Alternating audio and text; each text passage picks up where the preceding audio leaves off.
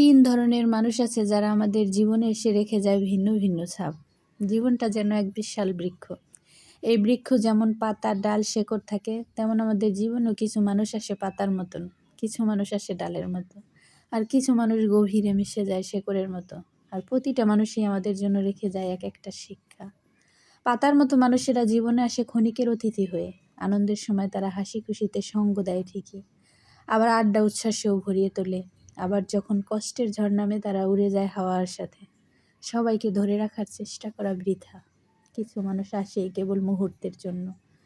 আর ডালের মতো মানুষদের দেখতে শক্ত মনে হয়, সেই সাথে মনে হয় ভরসা করা যায়, কিন্তু ঝড় এলেই ডাল ভেঙে পড়ে যায়। জীবনে এমন কিছু মানুষও থাকে যারা সাময়িক ভরসা দেয়, কিন্তু কঠিন পরিস্থিতি সামলাতে গিয়ে ধীরে ধীরে দূরে সরে যায়। মনে রাখা ভালো, সাময়িক সহায়তার উপর জীবন গড়া যায় না। আর শেষ উদাহরণটি হলো শেকড়ের মতো মানুষ। শেকড় চোখে পড়ে না, কিন্তু গাছকে টিকিয়ে রাখার আসল শক্তি শেকড়ের। জীবনে যারা শেকড়ের মতো মানুষ, তারা সব সময় পাশে থাকে, সুখ দুঃখে ভরসা দেয়। আপনি যেমন আছেন ঠিক তেমনভাবেই গ্রহণ করে, নিঃস্বার্থভাবে ভালোবাসে। এবং এই শেকড়ের মতো মানুষ চিনতে শিখুন, আগড়ে ধরে রাখুন, আর কৃতজ্ঞ থাকুন। শেকড় ছাড়া যেমন গাছ বাঁচে না, মানুষদের ক্ষেত্রেও ঠিক শেকড়ের মতো মানুষ ছাড়া মানুষ দুর্বল হয়ে পড়ে।